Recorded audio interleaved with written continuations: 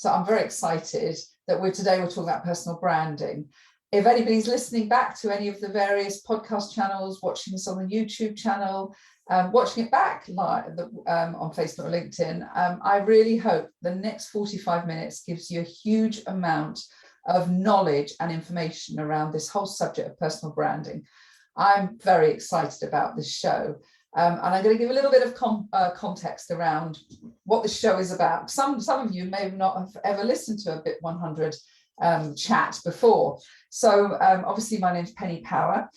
Very often Thomas is in the room with us, but there is a deliberate reason on my part for it just to be a really intimate, close chat with Hannah Power, who happens to be our daughter, but is a much more than that. And I want you to separate the names and realize that Hannah stands in her own light and is in fact a mentor and coach to Thomas and I, and has had a profound impact on our business over the last 5 years. So we're going to be talking about personal branding. So please keep your ears and your attention to this, because there isn't a person around that doesn't need to have a personal brand, but don't be scared by that title. And we're going to dig into that, because it's very important that we make people feel comfortable with the subject and realize how important it is. If you're someone who wants to have impact, then you really want to have a personal brand. So BIP Chat goes out live and also, as I say, across the channels. Usually it's where we interview experts that have joined BIP 100, and BIP 100 stands for Business is Personal 100. You'll see my book behind me if you're watching. It's a book that's also obviously on Amazon and across other places. And Business is Personal is a philosophy that I believe in, and Thomas believes in, Hannah believes in, and all our BIPers believe in, and that is the fact that it is personal. And it is the juxtaposition of somebody saying, it's not personal, Penny, it's just business, and how that absolutely gets into your gut and heart, because business is personal. We put so much into it. And in a world when we want to create trust and emotion and passion, how can we separate what we're doing in business with how we feel in life? So it is very, very personal. So Hannah, welcome. I'm so excited to talk about this with you, this whole subject of personal branding. And I know that you are going to give a lot of clarity around this. We're going to have quite an insight into some of the frustrations around, really any coach can relate to this, around the fact that anybody that wants to build their personal brand has to put some effort in. So we're going to be covering that a little bit, but also how you direct and support and love them through that process. So Hannah, I'm going to do a bit of a mum thing here, even though I said separate us, but I am an extremely proud mum.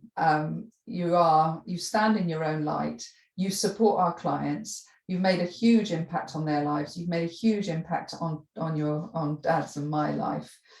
And this is because, despite huge amounts of diverse ways that you could have built a career, and this is the mum moment, you did brilliantly at school, amazing at university, you studied law, you went into a graduate role in Accenture, a management consulting company. And then you decided that actually the part of business that really matters to you in your journey is how people project themselves. So can you give me a little bit of background to why you decided personal brand was something you were going to really invest huge amounts of money and studying and research into? It's a really good question. And actually, I don't know if you know why I picked personal branding in actual depth in terms of the story behind it, in terms of, because I was obviously over living in Bali when I picked this niche. It comes down to a few different things. I mean, I was very clear that I knew that I wanted to build a business and an expertise at the same time. I knew that having both was really, really important to me. And I wanted to be a specialist and I wanted to build a business around that specialism. And when I was reflecting on where was the best place for me to go, it just made so much sense to me. Personal branding made so much sense to me from my growing up in my life, right? Growing up in the world of Academy and watching all of these people build these personal brands for the first time on the internet. And it also, so my past, it made sense, but it also made sense for the fact that I loved helping people, individuals, to master a message which was just theirs. There's so many things in our lives that we don't you know, that we don't own, that we're not in control of. You know, our careers change, our businesses change, but you as a person is the only constant throughout your whole life. And the concept of a personal brand, it is simply that. It's that constant. And it's the ability to have an impact in the world, build an income and have an impact through the nature of yourself, through your experiences, through your passions, through your values, through the message that you have to share. And then it made sense perfectly for me personally, because it was a combination of coaching and helping people to get clarity and do that discovery. And it brought together my love of digital marketing and the online world. So those kind of three reasons were the key reason that I went into personal branding. It also made a lot of sense back in 2018. You know, there were so many, you were seeing more and more people building their personal brands. You know, although I had unofficially been doing personal branding since 2012, because I used to work with, well, I did a bit of work with you, did a bit of work with the odd client who would come across me through various places. You know, it was obviously a very, very growing area. And it was very clear that there were some people that knew how to do it. And then there were some people that didn't. And it really frustrated me that the people that were building really good personal brands were the people that understood marketing. They weren't the people with the best skills or the best message. They just understood marketing. So I thought, well, there must be a gap between all of these really passionate, really skilled, really kind, driven experts and, you know, and how to do it. And I thought, if I can work out that map, that will be worth a lot of hopefully money, but also hopefully worth a lot of impact to help a lot of people. So for me, it felt like the best option that I could choose at that time. And although I go in waves with my love of it, I think we all do. When we're so passionate about something, I think we can't not sometimes have a drop. The one thing that constantly, consistently, I believe in, and personal branding is not a new concept, right? I mean, Jesus had a personal brand, right? He had a message, had a load of followers that got that message out. And then in a book, which helped him to transfer that message over the years. It's not a new concept, but that concept of being able to share that message will always be, no matter whether it's social media or something else, that is what I will always be so passionate about. Yeah, it's fantastic. And Hannah is a sort of super expert for us, because she comes into BIP 100, don't you, darling, to support our BIPers. And you know, it's quite interesting, the transformation, and I want to come to that. I'm not going to personalize it in any way, I'm not going to mention any names, but I want to come to that subject a minute. I mean, when you were just sharing that, I was sort of thinking about my own journey through business, and the one constant through all the different company brands we've maybe been connected to and created and founded, the one constant that probably has saved me has been my social capital that is as a result of my personal brand. So you know, I feel like I'm a sort of working case study where you've watched this and you've watched the ups and downs that we've gone through. And that's why, you know, you decided to get hold of our brand at one point, and I'm sure we'll come to that. So there is a challenge, I feel, about this sector, because yes, 2012, I can remember you being really fascinated by the subject. I can remember people coming to you and asking advice. You've always been incredibly savvy about the online technology, from a little girl doing eBay sales all the way through to how you manage your brand on Facebook, you know, as a young person. And then you deeply invested in studying this sector. When you were in Bali for a year, you looked across the world, followed personal brand people, and there was things about that though the way it was happening, I think you've mentioned it a little bit, that you felt there were gaps in it, in the way that personal brand was being taught. You know, do you want to just help build on that a bit for me? Yeah, I think that the term personal branding is very synonymous with social media, and actually I don't think that's what it is. I mean, I think your personal brand is truly just about what people know you for, and what you stand for, whether you're known as a good person or whatever. That is your personal brand. Since COVID, and kind of a little bit before, you know, with the rise of social media, it's become very linked to, oh, your personal brand equals how many followers you've got on social media.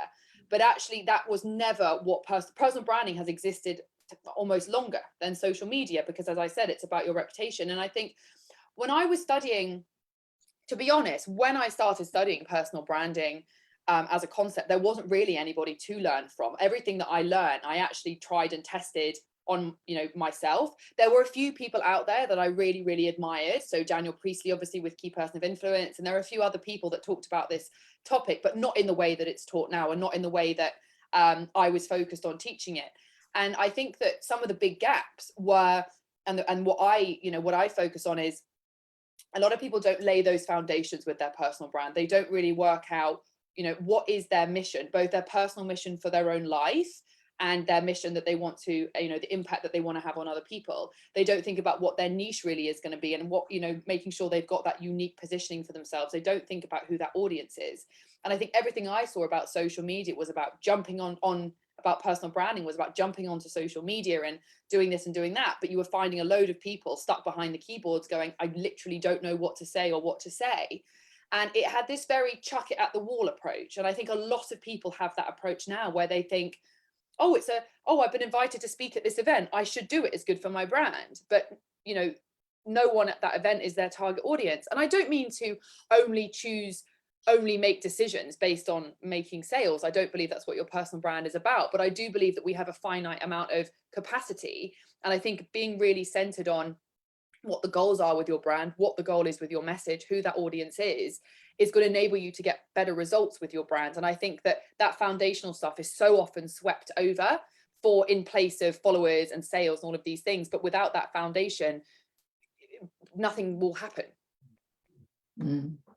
And I think there have been, one of the things I love, and I want to bring up your book, which I've got lots of bits of paper in it, but The Power of You, which you wrote actually 3 years ago, I think. Am I right? Was it 3 years ago? Started it early 2019, yeah. Yeah, how to build a powerful personal brand to establish yourself as an online leader. And I know you're working on your next book now, but this is a really brilliant book, Hannah. And you know, there are challenges in this sector, and I think you've alluded to this, where, dare I say, I'm seeing more and more people saying that they can help people with their personal brand. And it's almost like some people are putting that wrapper just around the fact that they're a digital marketing expert, but they're not really understanding the essence of what it means to build a personal brand, and how that does take a lot of thought and a lot of self-awareness. In fact, in your book, you talk about people have to have a deep understanding of themselves. I don't know whether you can expand on that a little bit more. I think this comes down to really what I believe personal branding and the internet and all of these things should really be about. So there are a lot of people that can help you to amplify your personal brand through a particular channel. So let's say there are people that are really good, they call themselves a personal branding specialist or coach, and they often are focused on Instagram or focused on LinkedIn. It doesn't mean that they're not right. There's so many incredible people out there who help people to grow their personal brands. But I think that because of the fact that it's a growing industry, we've kind of moved past the real reason that you should be doing it. And that comes down to, what is the message that you want to bring to the world? And I will always believe in impact coming first and income coming second. And I think that at the moment in personal branding, it's all about income. It's, you can get this many leads, you can sell this many products, you can do this if you generate these followers. And for me, I think that all that's doing is adding more stuff to the internet, which is more of what we don't need. Whereas when you really sit down with someone and you really listen to their story and their passions and the stuff they've been through and their experiences, you find a message in there that everybody has. And that's what I think the brand should be being built around, because I think that's what the world needs, more really strong messages of what people have worked out or overcome or are passionate about. But I think that because it's become so synonymous with social media, and it's very easy to study an algorithm and work out which content is going to go viral. I mean, if you go on any platform now, you can read a couple of articles, understand that you need to post at this time and you do this, and this, and you can go viral on these platforms. And people are, they're hacking platforms for growth for whatever reasons. And that can be really good if there is a really strong message that's come from a really strong place.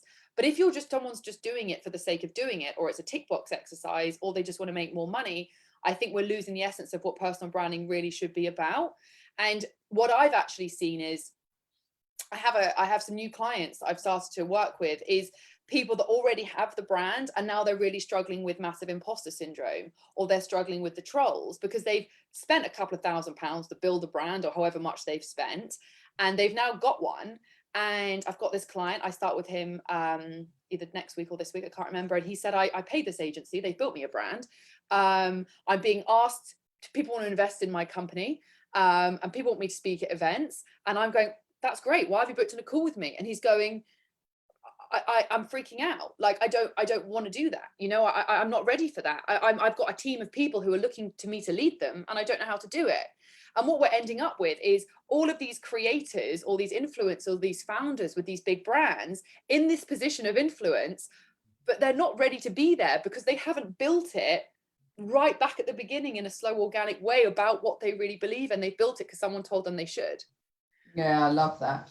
And you talk about, I love it on your website, which anybody that wants to have a look at it, hannahpower.com, makes sense, doesn't it? Yeah. You talk about creating a movement with your message. And so the message is really, really critical then, in clarifying that. Well, I think we see successful people burn out and have a big realization that they were doing the wrong thing all the time. You only have to go onto LinkedIn for 2 minutes or Twitter for 2 minutes, and you will find somebody sharing that they had their mindset all wrong about what success was. They had a realization, they did this, and now this is what they believe. That's their message, right? Now that message was possibly available all along, right? And they could, if they dug into it, they could have worked out what that was. But we've got so caught up in success, and personal branding has become so synonymous with making a startup successful or whatever it is, that we are doing all of these things before we're thinking about what we're actually saying. We're saying stuff because we think we should, or because the algorithm likes it. But what are we actually saying? And actually, what does it all mean if it's not built around something really powerful? And maybe that's not sexy, and maybe that's not fast enough, but people seem to have that realization anyway once it happens. So why not slow things down? And instead of trying to boom to the top of some list of experts that you're then not, right? So like I just gave you that example, you know, personal branding is synonymous with influence, with being seen as an expert. If that happens before you actually are an expert, that could be more damaging than having no brand in the first place. So I think that it's become a little bit of a risky industry by booming people before they're ready, and booming people around the wrong message. And if we slow down and we dig in, then we can find something that's actually much more powerful. Yeah, it's like they haven't created the foundations at all. And so therefore it's very, very rocky. But there are also people who have built trusted, nice personal brands. And I guess, without sounding like I'm blowing smoke up my bottom, you know, Academy did give Thomas and I, Dad and I, a great platform for people sort of trusting us and liking us, believing us, and sort of knowing what we stood for. But, you know, you really got hold of us. And this is the thing. Some people can have a brand and they're not actually monetizing it properly. They're not actually understanding how they can most help people. And of course, we then created BIP 100, and now we're working on helping people to build community because of the knowledge around that.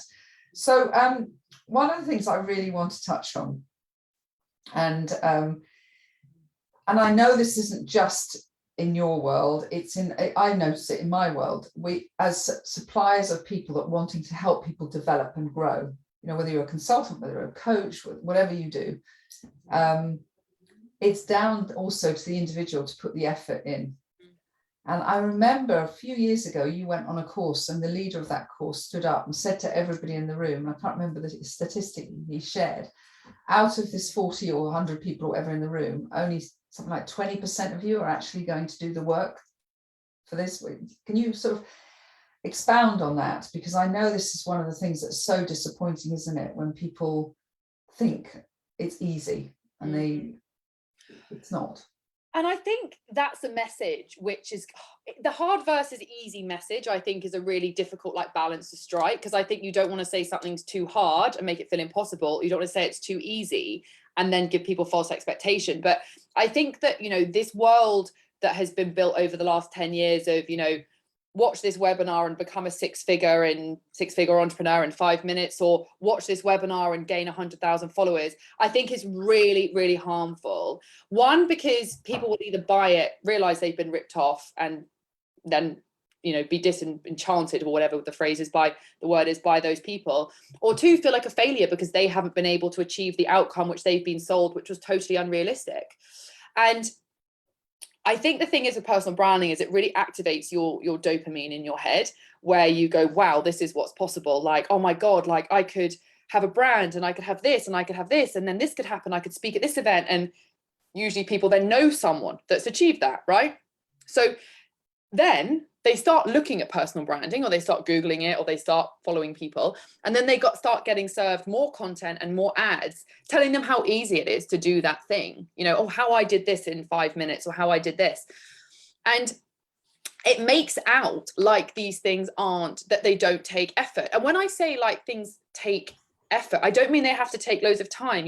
That's not I don't like putting time as a measure of what creates output, but it does take effort. It takes a lot of personal growth to push yourself through all of the ego traps that are going to come up against you when you're looking to put your message out there. You're also going to have to learn a lot of technical skills, which a lot of people don't want to learn.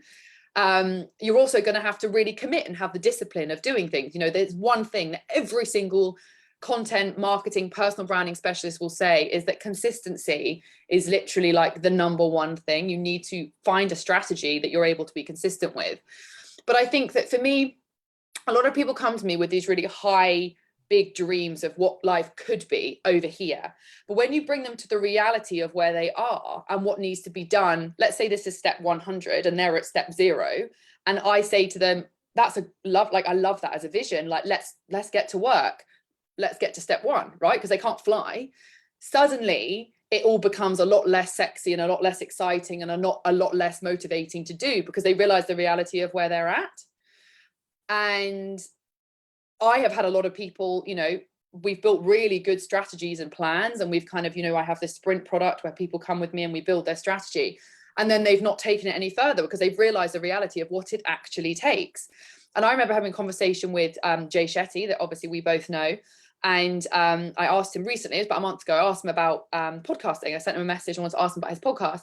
And Jay sent me the most incredible list of things that he did to get his podcast off the ground. Bearing in mind, when Jay launched his podcast, he already had millions and millions of followers. The effort and the work that Jay puts in every single day to get that stuff out the door, because he is so driven and he's got a team, and he's got loads of followers, and I'm sure loads of money. The effort that he puts in every single day to achieve that outcome is what people aren't seeing behind the scenes, the risk that people take, all of these various things. And I think the effort that was required, whether that's money, whether that's time, whether that's whatever, is so misunderestimated that people then think either I'm not going to bother, or they get almost frustrated and jealous of the people that have achieved it, as if they know something that they don't. But they don't. If you look at anybody's content at the beginning, or anybody's brand at the beginning, it's pretty crap. And unfortunately, we live in a world now where you're advised to take down your old content. It used to be leave your old content up so people can watch your evolution. I still believe in that. I leave all my old content up. The new thing is take it all down so people only see you now. I don't really like that, because I love people being able to see all my rubbish stuff on Instagram and see the development. So I think that, this effort thing has become a bit of an issue, because there are very few people that are actually committed. And if you think about what makes people succeed and what makes people fail, the people that succeeded were just willing to do the things that the people that failed weren't. And you can look at market changes or COVID or all of these bad things that happen, but still throughout everything, there are always people that rise to the top. And it's not down to there's a bit of luck, but it is usually down to the effort that they put in. Yeah, I think these are really wise words you're sharing here. And I come across many amazing experts. So does Dad, because that's what we're interviewing for all the time, BIP 100. And so many people, and I know it from survey do, have a great sense of unrequited success. And trying to help people to realize how important their personal brand is, and how it will feed them into the future if they invest the time and energy. And also it becomes fun, doesn't it? You mentioned dopamine, but you do get the rewards of it, because actually when you define exactly like you work through the clarity of the message, it's an incredible feeling. It's like when you said to me, Mum, you don't have to be a business builder, you're a community builder. the clarity you get when you actually understand your own essence, well, what a boost. I mean, it's better than any alcohol smoke or anything you could do, because it's such a boost. And then it becomes quite fun because you do start to see the rewards. So the effort, you do see the rewards quite quickly. Absolutely. When you put the effort in, don't you? So quickly. And like anything, you know, think of it like the gym. I'm no different really to a personal trainer, right? Somebody wants to get fit, they go to the gym, they find a personal trainer. The first few weeks, like, you have to drag yourself to the gym. You're like, I want to buzz the alarm on, your body hurts. Like, you've got that little high of thinking, oh, like, what's possible? And that is what kind of drags you along, but it is hard. But if you can get over like the first month, like, you build a routine, you restructure the way that you live to build that in. It's no different. With most of my clients, the first like couple of months is always the hardest, but I know if I can get them over the first 3, they'll be fine. It just takes that bit of time at the beginning and that massive investment. And I'm very fortunate with the clients that I work with at the moment. They are all really committed, and they are all willing to do that. And let me tell you, it doesn't come without people chucking their toys out of the pram and getting in little tantrums and getting very frustrated with this and that. And it's not fair. I've never seen, over the last sort of 3-4 years of doing coaching, I feel like I've seen every aspect of humanity. And we do have a really big challenge, a lot of us, not everybody, with a real feeling of, oh, it's not fair that the world's gone this way. You know, I don't like social media. I want it to be how it was. I want it to be how it was. I don't want to do this. I don't like this. It's not fair. I'm not good at it. It is what it is. Either you are the only person, and this is what I say to clients on coach, sometimes on sales calls even, they'll be layering on me, you know, this isn't, and then this. And I go, I totally understand. Who is it impacting if you don't start investing in and understanding this new world? And they go, well, me. And is it impacting anyone else? And they go, not really. So I say, well, whether you make the decision to do it or not, it's only affecting you. So you can accept it, embrace it, and shift. And that's what I say to my clients, like, if you're going to work with me, you are going to have to shift. We will find a way for you to love this stuff. And that's my goal, is for people to find a way to love it. Because if you hate it, you're then putting the energy of hate on it. And that's why I think that social media sometimes has a bit of a bad energy, because people are pissed off. But in the meantime, while those people are pissed off that they have to do social media and they have to do this, you've got other people that have already made that shift and are embracing it and are booming it. Yeah, absolutely. So you can choose which side you want to be on, whether to evolve or not. But we all know that if you don't evolve, we've got that's like all of these phrases that we've learned for hundreds of years, like, you evolve or you struggle. Yeah, absolutely. And I love your gym metaphor. I know I just want to go back to that because, you know, I recently went to the gym and impatient about it. Had one session with a PT who didn't sit down, personal trainer, PT, didn't sit down with me and understand my motivations, my needs, didn't do any of that foundation stuff that you're talking about that needs to be done. I just went straight on the machines. Second time I went on them, I damaged myself, and I've spent 3 months already not being able to walk properly, and I've got to have an operation. And that really is a good metaphor for the fact that when digital marketing companies just layer this and they send you straight into it, without that foundation, without that understanding, without understanding you, without you creating your own self-awareness, without really understanding your message, you're just going to hurt yourself. And that, I think the gym thing is such a good metaphor. Yeah. There's a few things that I want to move on to here, because what I'm very aware of is the way you study and the way that you research and the way you have such empathy with people. Is that you spend a lot of time helping them to understand themselves, overcome some of their fears, really deeply understand why do they want to build a personal brand. You know, that's sort of, that early stuff is such an important part of the foundations. What are some of the things that you sort of uncover when you're talking to people? I know you can't name anyone, but what are some of the things that you tend to uncover that's taking you actually into more developmental stuff, coaching stuff, before they actually start looking at their personal brand? Yeah, the thing that I love about what I do and the way that I do it is that because I learn it first before I teach it, I have pretty much experienced a large portion of what my clients are experiencing before they experience it. So I know what to look for in their language. And when people work with me, before they work with me, they have to do quite a comprehensive discovery form where I ask them some quite tough questions that I want them to reflect on. And then really, like a classic coach, I'm listening to, I'm looking for essentially like keywords, right? So I'm looking for keywords that I can, for the brand and the business, but I'm looking for keywords, mindset stuff that's going to hold them back.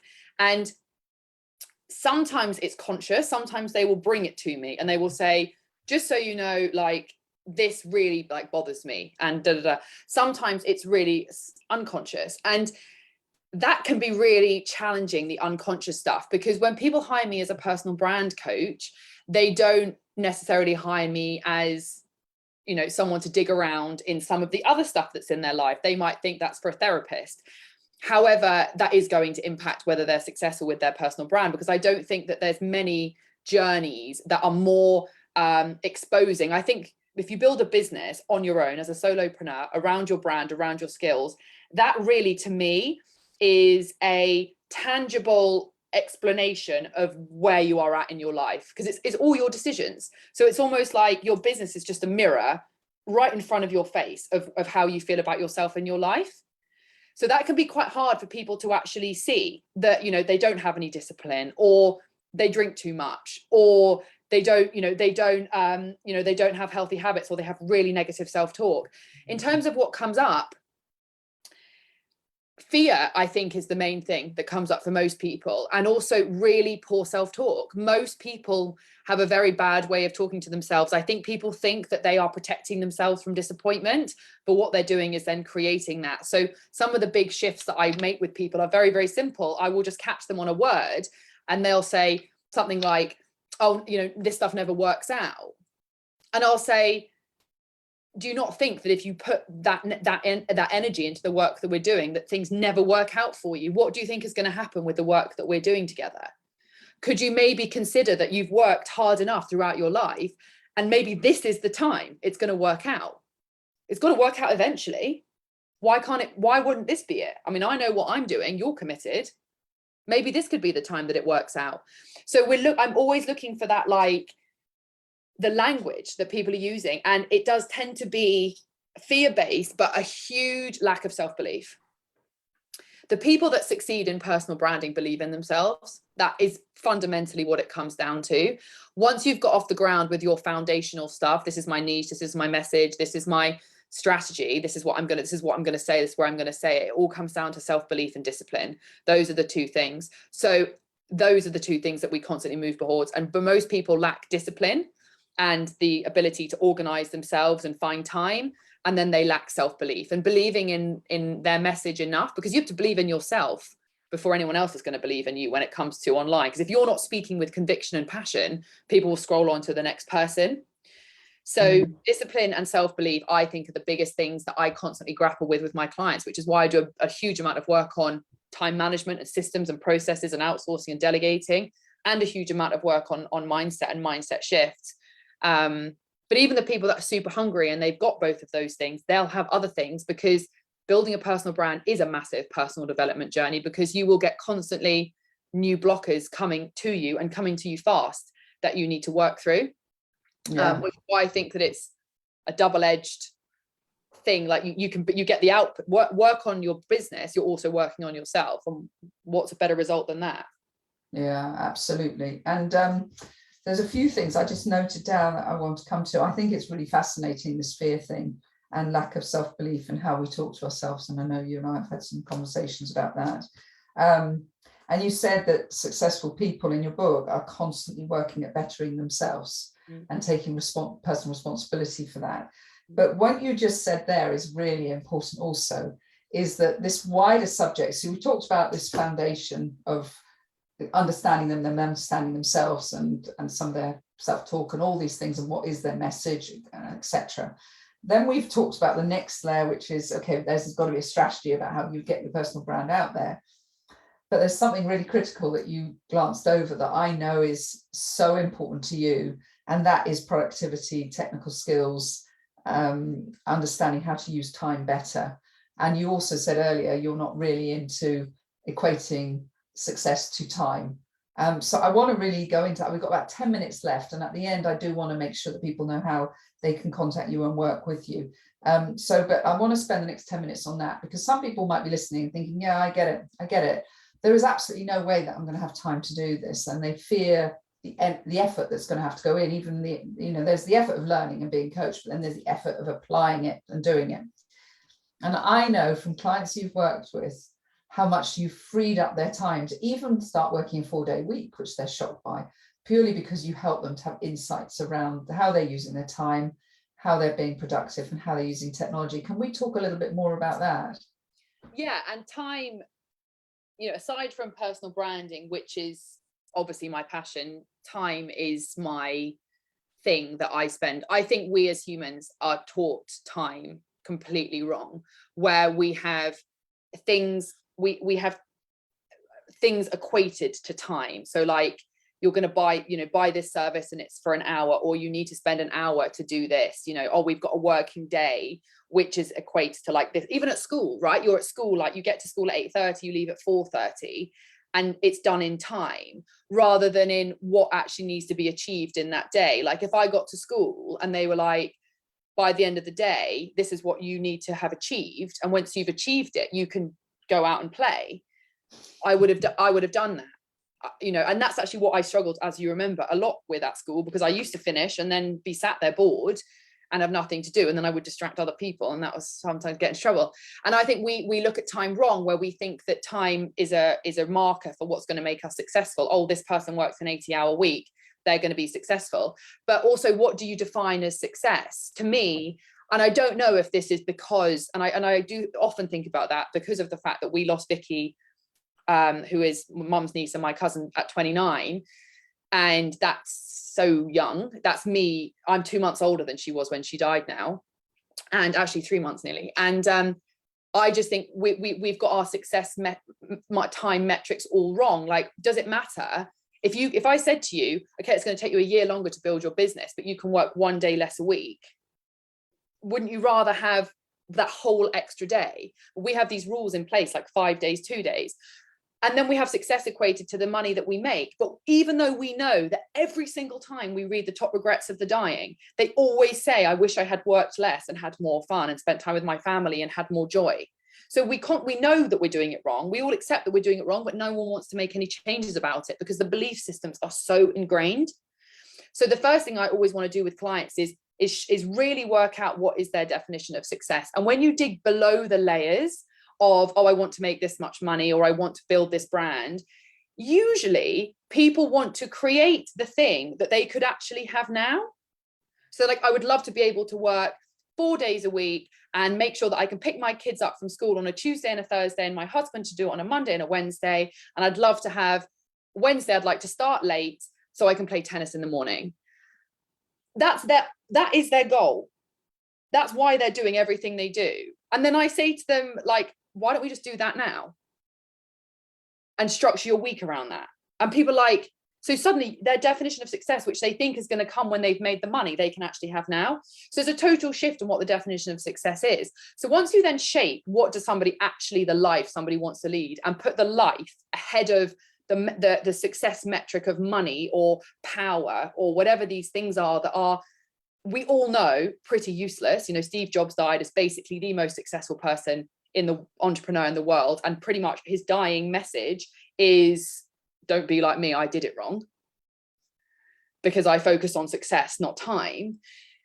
If we can shift that, first of all, work out how we'd want to be, how we'd like our lives to be, we can then design from a place of what the life is, and then we can use systems and processes and technology to shape around that. In the 1930s, I think it was Keynes, said that by the time we get to 2020, technology will advance so much, the average human will only need to work a 15-hour week. Now, I know that's really extreme, but what we've all done is we have brought in technology and all these things that can optimize. We've got instant messaging, so you don't have to, well, we've got email, so you don't have to send a letter. Then we've got instant messaging and like Slack, so you don't need to send an email. But instead of going, oh, that's good, I only need to work 2 days, I can work 2 days less now, we've gone, brilliant, I'm going to fill this with more staff. People are now so overwhelmed with information and overwhelmed by the fact that our brains aren't set for this much technology, that they're not even productive and creative when they're working. We're also told that creativity is basically the number one skill that all big companies are looking for and all entrepreneurs need to be able to curate. But you can't create from an empty vessel because you've spent all your time doing and fussing. So my approach is quite different to everybody else's, because I basically flip the whole thing on its head, where I try to get my clients to actually work less than they don't work. I work 3 days, as you know, and 4 days off, or what I call 3 pay and 4 play. And no, other way around, 3 pay and 4 play. And we reverse it like that. And what you then do, once you actually look at what people are doing with their time, most people are busy fools, right? Rushing between this, spending time on this that they don't need to do. You remove tasks, you might put that over here, you might delay that, you might get a really clear plan. Suddenly people work a lot less and get a lot more done. Because with a personal brand, people are posting this on YouTube, then they're jumping over here to put it on Instagram, just using personal branding as an example. None of those things are reaping rewards. So what's the point in doing them? If they're not reaping rewards, they're not working. If you're not getting followers or leads or opportunities or invitations to things, it's not working. So everyone is spending time doing things that don't work, but doing them anyway. And yeah, that's kind of an explosion. But it's a whole problem that I think that we have in society is we approach time all wrong. And we approach it wrong because of what we're told and what we're programmed to do since school. And then what we're programmed online, which is that the definition of success is to kill yourself to build a big business, even though everyone that builds them then says, I killed myself to do this, I'm never going to do it again. And I'm now going to build my personal brand about teaching people not to do that. And this is just a cycle. And because I study personal branding, I'm seeing this all the time. I would say multiple times a week, I see big entrepreneurs that have built huge startups, sold them, made millions of pounds, and then gone, I wouldn't do it again, don't do what I did. And let me write a Twitter thread about what I would suggest you do instead. So we're not learning because we don't know how to apply these learnings. And that's why I think that aside from the rise in personal brand coaches, which I welcome, I think the more the merrier, like I can't coach everyone. I also think there's a rise in productivity coaches, which I think is really good, but productivity not to get more done, but to work less.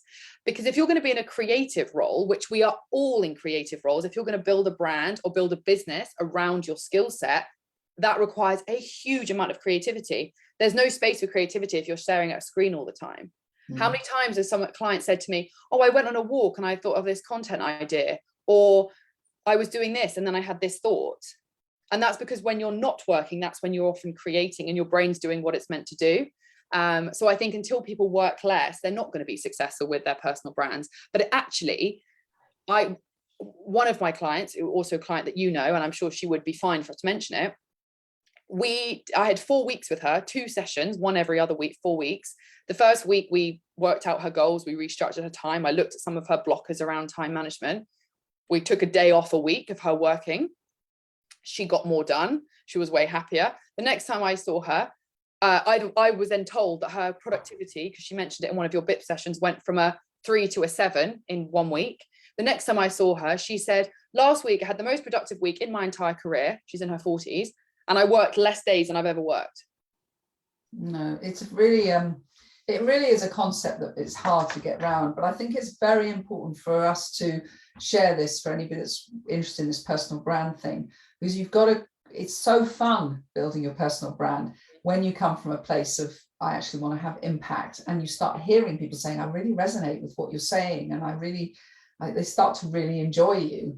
It's so fun, but you do need to learn how to manage your time and become fun and take that stress away from you that prevents you from doing the fun stuff, which I would really, really say personal branding and building that. Well, it's also so dopamine and serotonin, isn't it? Because it calms you down as well. When I know that my brand is right and I have a brand message that's right, and it's just so calming, isn't it? So Hannah, this has been a fantastic 45 minutes. I always love listening to you and learning from you. And our lives have reversed a lot. I know I can give you a little bit of advice along the way, but it's just so fantastic listening to you. Now, anyone, I've mentioned you've got hannahpower.com. Obviously, people can find you on LinkedIn. Do you want to give any sort of insights on how you work? Because I know some people will sort of think, oh gosh, how do I find the time, but also how do I find the investment to do this? Do you want to give a little idea? Because you've got different sprints and ways that people can work with you. Yeah, so I start everybody on a one. When I work with anyone, the first thing we do is it's £595, and it's what I call a creator sprint or a personal brand sprint. And it's really basically everything I've covered in here. It's a bit of a discovery and audit, and then it's a deep dive into what their goals are, what their success metrics are, and what their message really is. And then it's a plan to implement those things that we've covered. And then I have options for people to move into if they would like me to help them implement it. Some people, the sprint is enough, the one-off. Other people, they want to move into the creator circle, which is then my one-to-one and group program where I support people ongoing in 3-month cycles.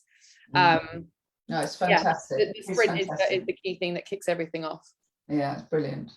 Well, thank you. I'm thrilled that we've got this, and I'm thrilled that we've captured this actually, because I'm going to be using this video to really help BIP 100 members understand the importance of their brand as well, and the process. So thank you very much. And to anybody listening, I hope you've really enjoyed this. And yeah, don't forget Hannah's book, The Power of You. She's got her own podcast as well, Hannah, haven't you?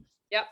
And so they can find a link to that on your hannahpower.com site, and connect with Hannah on LinkedIn. And thank you very much indeed. Thank you so much. Thank you everyone for listening.